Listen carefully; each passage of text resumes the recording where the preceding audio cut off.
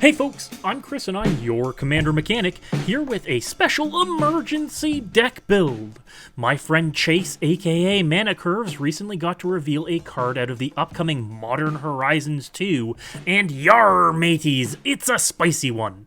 Captain Ripley Vance is a 3/2 mono-red human pirate loaded down with cannons. She's leaning right into spell-slinging with an ability that pumps her up and fires a full broadside at any target equal to her power. Immediately this got my wheels turning, and I'm not the only one. One of my patrons reached out to me asking the following.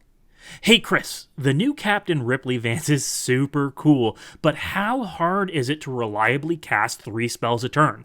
You said casting 2 spells a turn was really challenging. And you know, that's not wrong. I've previously talked about spell slinging as a strategy in a few different videos, and in particular a familiar looking trigger with Jori-En Ruin Diver. But where Jori-En can be a draw engine to reliably refill our hands, Vance here can be a real killjoy, taking out creatures, planeswalkers, or ideally players. So let's take a look at how I'd build this out and what kind of new goodies we're getting with Modern Horizons 2 that can support this kind of build. So first things first. Unlike Magecraft out of Strixhaven, Captain Vance here doesn't care what kind of spells we're casting. Artifacts, creatures, instants, or sorceries. As long as we're casting something, we're winning. Our biggest hurdle is going to be mana and card advantage, so let's try and address those right away. Let's look at cards that are card neutral, mana neutral, or can be cast for free. So on the card neutral side are cantrips, cards that we can cast that replace themselves by drawing us more cards. Note that a lot of looting effects like Faithless Looting or Thrill of Possibility aren't technically card draw since we end up card neutral on the cast. But cards like Crimson Wisps, Expedite, or Fists of Flame are cantrips. These small spells have small effects, but they let us cycle through more cards efficiently. We could even pack our deck with Rile, Renegade Tactics, and Crash Through in order to ensure we can get that magical 3-spell mark efficiently. We can look at Impulsive Draw here as a source of advantage too. Valakut Exploration, Stolen Strategy, and Vance's own Blasting Cannons could all be big benefits to us. Once we get rolling, we could be exiling 3, 4, or 5 spells to impulsively cast each turn. Now, if we're looking at mana neutral casting, the ability to cast lots of spells without expending our resources, red really shines here. We've got amazing new options like Stormkiln Artisan and Birgi God of Storytelling that refund us mana whenever we cast spells. And since we're in mono red, Runaway Steamkin is perfect for chaining spells into mana resources. Not only can these creatures help us a lot, but red has mana rituals, spells that make us more mana in abundance.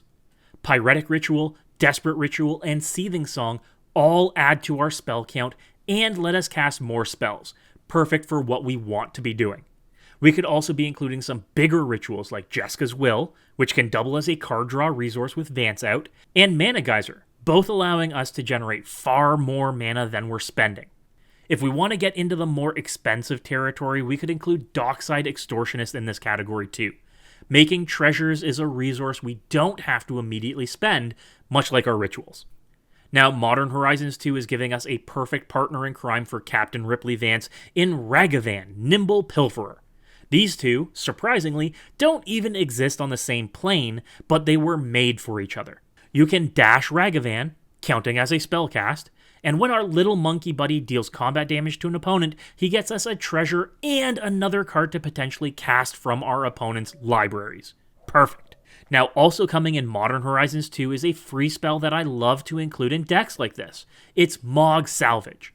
As long as an opponent controls an island, we can blow up an artifact for free. And that's something we'll definitely want to be doing, casting free spells or spells we can cast multiple times. This is going to help us and our spell casting each turn, ensuring we don't run out of resources and get more advantage. In this case, small, efficient spells like Lava Dart or Flame Jab are perfect. 1 mana and can either be flashback for free, or can be recast by discarding a mountain to retrace it. Faithless Looting may not be card advantage as discussed earlier, but it is a 1-mana spell that can be flashed back to help us add to our casting count. And another new one out of Modern Horizons 2, Strike It Rich, is a 1-mana sorcery that immediately refunds its cost and can be flashed back to give us a treasure from the yard. All things that we really want out of this deck. We'll also want some bigger payoffs too. Cards like Electro Dominance, Finale of Promise, and Mizzix's Mastery will all give us 3 spell casts almost on their own. I also really like Commune with Lava in the deck too, a great way to ensure we get plenty of options for our turn, and even on our opponent's turns. So now that we're set up to cast spells and make mana and get those triggers reliably, how do we juice up Vance's triggers? Well, unlike Halar the Fire Fletcher, Ripley Vance triggers and deals damage equal to her total power, not just the counters on her. So we can find ways to amp up her power via other means. We can include equipment in our list to make the captain buff, ensuring she's not only dealing a lot of damage, but also giving us some big benefits. The new Nettle Cyst out of Modern Horizons 2 can get really big really fast, and if we're making treasure tokens and hoarding that gold like any good pirate should, with an equip cost of only 2, this means that we can get Ripley's trigger to the double digits quick. We could give Ripley lifelink and death touch via Basilisk Collar, ensuring we're regaining life and taking out threats of any size with that death touch. This way, even if we can't take out someone, we can ensure that our life total quickly gets out of reach. And if we can give the captain Infect with Grafted Exoskeleton, we are ensuring that we only ever need to get up to 10 power before it's game over for an opponent after opponent after opponent. I know that would do Chase proud. Lastly, we can double up on the captain's triggers with a Strionic Resonator. Since this is a triggered ability, an extra 2 mana can mean an extra 4, 5, or 6 damage. We even get the extra +1/+1 counter too, since it's all part of the single triggered ability. The priciest pieces I'd put into a list like this are Dockside Extortionist, Ruby Medallion, and Nykthos Shrine to Nyx. Mana production will always be key, as will card advantage. On the card advantage note, if you have one laying around, I'd include a Wheel of Fortune. It's a great way to burn through the cards in your hand, then refresh that stockpile of spells to cast. And of course, if you want to start losing friends and alienating people and making a big target of yourself, bigger than giving Ripley Infect, that is, I'd be remiss if I didn't mention that Jeweled Lotus can power Ripley out on turn 1, ensuring you could be getting bigger, better triggers as early as turn 2.